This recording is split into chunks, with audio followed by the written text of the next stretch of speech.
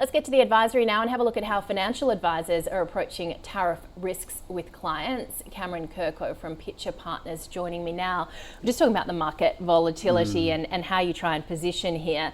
How do you sort of look at the ongoing headlines that change all the time and advise your clients? So, to be honest with you, when we look at that, a lot of it's just about calming client jitters down. So, and arguably one good thing is we've been here before. So you look at Trump 1.0, we had a lot of fanfare on the tariff front. And so first part is just sort of cooling people's jets, if you pardon the phrase. But the next part is really just reinforcing the quality of the businesses that they're invested in.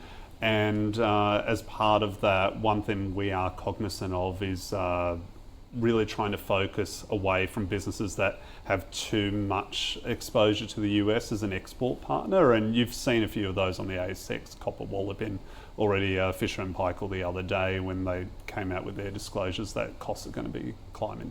Yeah, absolutely. But you're looking obviously more long term when you're doing financial planning and wealth planning. So how do you position portfolios then? I guess you don't want to really be looking at those day-to-day gyrations. No, a lot of it is really looking through the fuss and really trying to focus on businesses that have structural growth drivers. Like, you know, we might take a hit on the market based on some jitters. The other thing you have to worry about is just currency as well. So you've seen everything that's not denominated in USD, Copper Wallopin the last few weeks since President Trump's inauguration.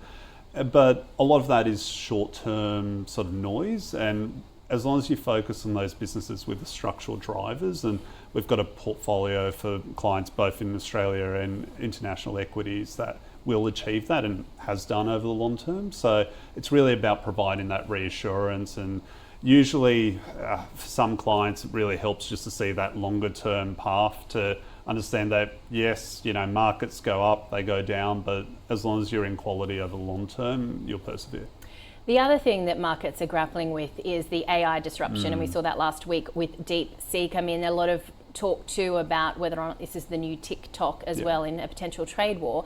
How do you position when it comes to looking not only at Chinese companies but AI disruption?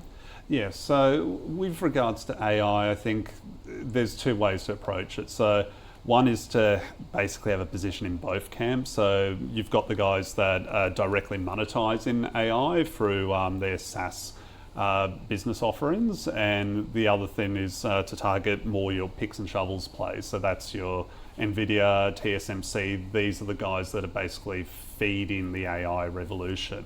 And with regards to DeepSeek, it really affected only the latter camp, because what it was basically saying is, damn, we might not actually need that many picks and shovels now, because we've got this apparently super cheap, super efficient Chinese offering that's going to help tank the market.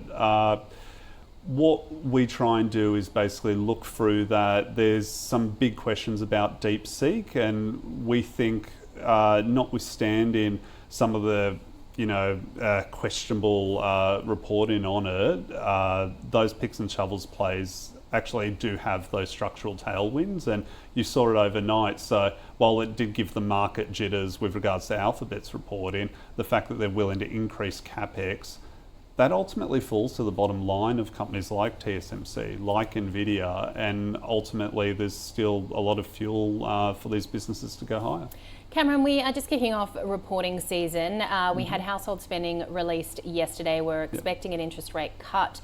How is the overall consumer faring? What sort of stocks are you looking at? So, yeah, with the consumer, we've actually been slightly underweight, because what we've seen in our economy is, like, outside of some material valuation re-ratings, the consumer has, up until quite recently, been struggling. A lot of the stage 3 tax cuts, for example, were saved. Like, I think the number Westpac put it at, it was something like up to 75% of those tax cuts were saved. So the consumer's not doing too well at the moment, but despite that, I think with the Trump inauguration and everything else, there's been a general re-rating of some of these names with the expectation of rate cuts. So we've actually been positioned more defensively, and to be honest with you, the way the valuations look, JB Hi-Fi, Wesfarmers, you're trading at near at or near peak levels, and I think really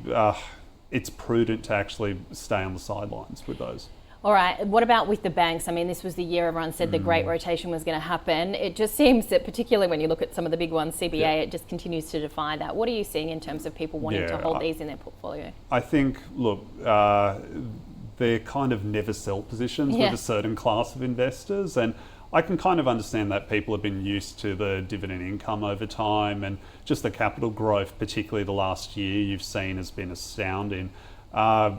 With the great rotation, look, the biggest beneficiary is probably going to be the mining sector if and when it does happen. And I think really we're waiting for more material catalysts from China on that front. We've had, the shock of President Trump's tariff program, and realistically speaking, we need to see the Chinese authorities come to the party with more meaningful stimulus. I think that's really the big sort of potential catalyst. The other one would be if we see global growth conditions improve, and that's been hard because in developed markets the US has really been the main game in town, and if Europe started to improve elsewhere in Southeast Asia and the like, then that would be another catalyst potentially. All right, well, we talked about the fact that many economists and the money markets are predicting the RBA will cut this month. Yep. Do you see that? And I guess what does that mean for portfolios?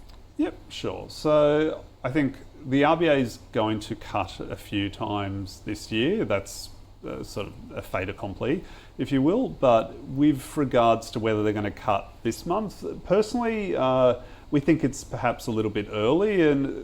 But that being said, there's plenty of scuttlebutt and the like amongst the big four economists, and the fact that they've all moved that way, on balance, would seem to suggest the rate cut is already been priced in successfully. So, look, personally, do I think the conditions are sufficient for the RBA to cut? Probably not yet. Labour market's still quite tight. Retail trade is still, rather resilient end to last year. The only reason to cut is headline inflation is disappointed, but there's government subsidies and that the RBA has to look through on that front. Services inflation is still running quite high, so I think the RBA could be quite content to wait, but given all the hype about it, I will not be surprised if they do cut.